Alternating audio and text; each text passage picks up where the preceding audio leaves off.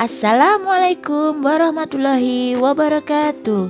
Halo anak-anakku yang hebat dan cerdas, bagaimana kabarnya hari ini? Tentunya baik-baik saja bukan? Bertemu lagi dengan Bu Wiwin dalam video pembelajaran tematik kelas 6. Pada video kali ini kita akan belajar tentang tema 8, bumiku, subtema 1, perbedaan waktu dan pengaruhnya, mata pelajaran IPS, yaitu mengidentifikasi karakteristik geografis dan kehidupan sosial budaya, ekonomi, politik di wilayah ASEAN. Nah, sebelum belajar, baiknya kita berdoa dulu menurut agama dan kepercayaan kita masing-masing. Berdoa, mulai. Berdoa, selesai. Baiklah, kita mulai saja ya.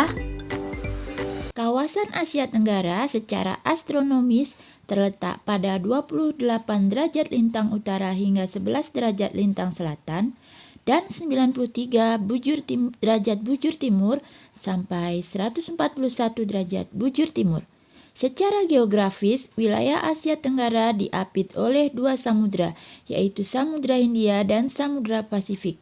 Samudra Hindia berada di sebelah selatan dan barat, sedangkan Samudra Pasifik berada di sebelah timur. Asia Tenggara terdiri dari 11 negara yang terbentang dari India Timur hingga Cina. Wilayah ini dibagi menjadi dua zona, yaitu mainland yang meliputi Myanmar, Thailand, Laos, Kamboja, Vietnam, dan island yang terdiri dari Malaysia, Singapura, Filipina, Brunei, dan negara baru Timor Timur yang sebelumnya menjadi bagian dari Indonesia. Pada umumnya, kawasan Asia Tenggara memiliki suhu yang hangat, meskipun lebih dingin di daerah dataran tinggi. Banyak hasil laut dan hutan yang unik di wilayah ini. Tidak heran jika komoditas wilayah ini menjadi incaran pedagang internasional, contohnya rempah-rempah dari Indonesia. Seluruh wilayah Asia Tenggara dipengaruhi oleh angin muson yang bertiup dari barat laut dan kembali bertiup dari tenggara. Sistem angin ini membawa musim hujan yang cukup dapat diprediksi. Itulah sedikit gambaran wilayah Asia Tenggara. Kemudian kita akan belajar salah satu wilayah di Asia Tenggara, yaitu Singapura. Kondisi geografis Singapura. Singapura merupakan salah satu negara tetangga Indonesia. Negara tetangga adalah negara-negara yang berada di sekitar Indonesia. Singapura termasuk negara di kawasan Asia Tenggara.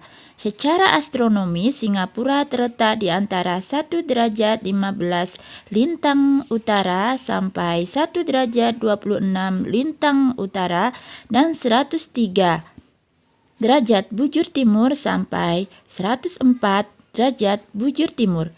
Total luas wilayah daratannya adalah 710,5 km persegi.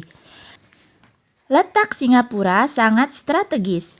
Singapura berada pada posisi silang jalur pelayaran Asia Timur, Asia Barat, Afrika, Eropa, Amerika, dan Australia. Singapura berbatasan dengan Malaysia dan Selat Johor di sebelah utara. Di sebelah selatan, Singapura berbatasan dengan Indonesia dan Selat Singapura. Di sebelah barat, Singapura berbatasan dengan Indonesia dan Selat Malaka. Di sebelah timur, Singapura berbatasan dengan Indonesia, Selat Karimata, dan Laut Cina Selatan. Hampir sebagian besar wilayah Singapura merupakan dataran rendah. Bagian barat wilayah Singapura merupakan daerah rawa dan berbukit. Beberapa bukit di Singapura antara lain Bukit Timah, Gombak, dan Mandai. Sungai-sungai yang mengalir di Singapura antara lain Sungai Kranji, Kaliang, Sangon, dan Jurun. Iklim negara Singapura adalah tropis. Suku bangsa di Singapura yaitu Tionghoa, Melayu, Tamil, India, dan Pakistan. Bahasa yang digunakan yaitu Melayu, Tiongkok, Tamil, dan bahasa Inggris. Demikian tadi kondisi geografis Singapura. Nah, kalau kita ringkas hasilnya akan seperti ini. Jadi ada kondisi geografis dan juga fakta-fakta menarik di dalamnya, dan juga ada informasi tambahan tentang negara Singapura, mulai dari ibu kota negara sampai mata uang. Minta tolong dipelajari ya anak-anak.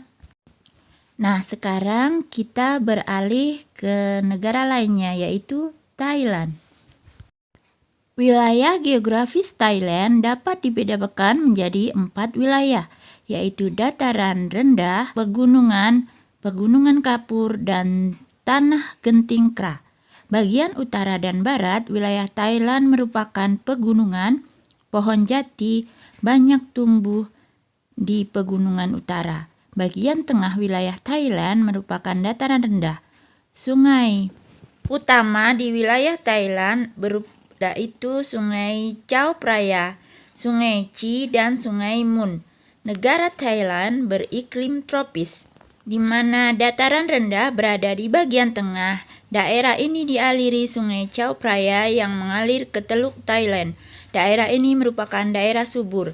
Kemudian daerah pegunungan berada di bagian utara dan barat. Gunung tertinggi adalah Gunung Doi Itanon dengan ketinggian 2.576 meter. Kemudian pegunungan kapur berada di bagian timur yang disebut Pegunungan Plato. Dan yang terakhir adalah tanah genting kera yang memanjang semenanjung Thailand berada di bagian selatan. Kemudian informasi lain tentang negara Thailand kalian bisa lihat di sini ya, mulai dari ibu kota sampai batas negara. Kemudian kita akan lanjut ke negara Vietnam. Luas Vietnam kurang lebih 331.210 km persegi. Daerahnya terdiri atas bukit-bukit dan gunung-gunung berhutan lebat, serta sedikit dataran rendah. Wilayah Vietnam bagian utara berupa pegunungan, sedangkan bagian selatan dataran rendah yang subur. Gunung-gunung yang ada di Vietnam antara lain Gunung Linh dan Gunung Chu Yang Sin. Sungai utamanya adalah Sungai Mekong dan Sungai Sangka. Demikian juga ibu kotanya ada di Hanoi. Informasi tentang luas, kelompok etnis, agama, pemerintahan kepala negara, sampai batas negara bisa kalian lihat berikut ini. Nah, selanjutnya kita akan belajar tentang organisasi ASEAN.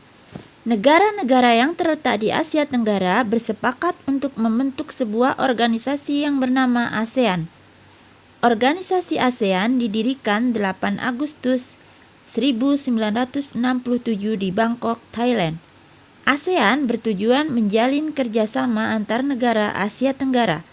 ASEAN diprakarsai oleh perwakilan 5 negara Asia Tenggara, yaitu Menteri Luar Negeri Adam Malik dari Indonesia, Tun Abdul Razak dari Malaysia, Tanat Koman dari Thailand, S. Raja Ratnam dari Singapura, dan Marciso Ramos dari Filipina.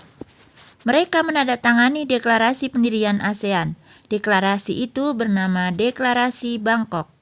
Indonesia menjalin kerjasama dengan negara-negara di Asia Tenggara. Kerjasama tersebut dilakukan demi kemajuan anggota.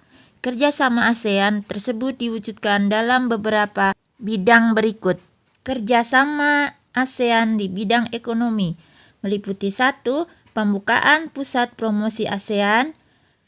Promosi yang dilakukan oleh ASEAN meliputi sektor perdagangan, pariwisata, dan investasi.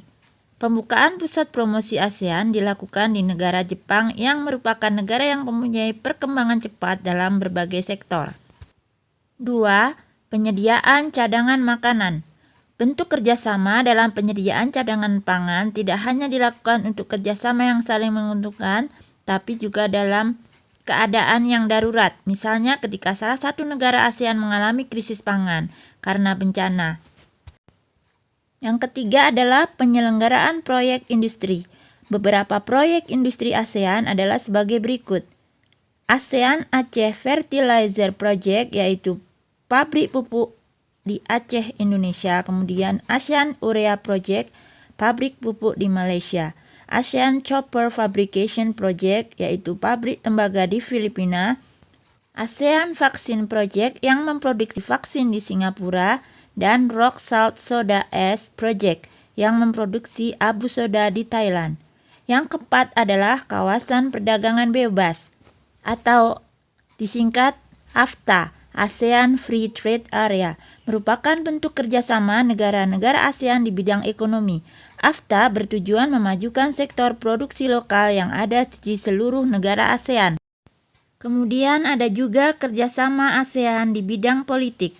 Yang pertama, Defense Ministers Meeting atau ASEAN Defense Minister Meeting atau ADMM adalah bentuk kerjasama di bidang politik yang merupakan pertemuan rutin Menteri Keamanan negara-negara anggota ASEAN yang bertujuan untuk membahas kerjasama dan diplomasi politik dalam bidang pertahanan dan keamanan negara-negara ASEAN. Kemudian ada pengiriman duta dan konsulat. Pengiriman duta dan konsulat merupakan langkah yang dilakukan agar wakil negara selalu ada dalam menjalankan fungsi dan perannya sebagai bagian dari negara ASEAN. Kemudian ada juga perjanjian ekstradisi ASEAN yang merupakan bentuk kerjasama bidang politik dalam menangani tersangka kejahatan yang melarikan diri ke kawasan negara-negara di ASEAN. Yang keempat adalah perjanjian kawasan bebas nuklir yang melarang keras adanya perancangan dan pembuatan senjata nuklir di ASEAN. Dan yang terakhir adalah perjanjian kawasan damai, bebas, dan netral yang merupakan kerjasama negara-negara di ASEAN untuk menjaga setiap negara agar tetap damai. Demikianlah pelajaran IPS kita kali ini tentang karakteristik geografis dan kehidupan sosial, budaya, ekonomi, dan politik di wilayah ASEAN. Semoga bisa bermanfaat dan terima kasih atas perhatiannya. Sampai jumpa dalam video pembelajaran berikutnya. Wassalamualaikum warahmatullahi wabarakatuh.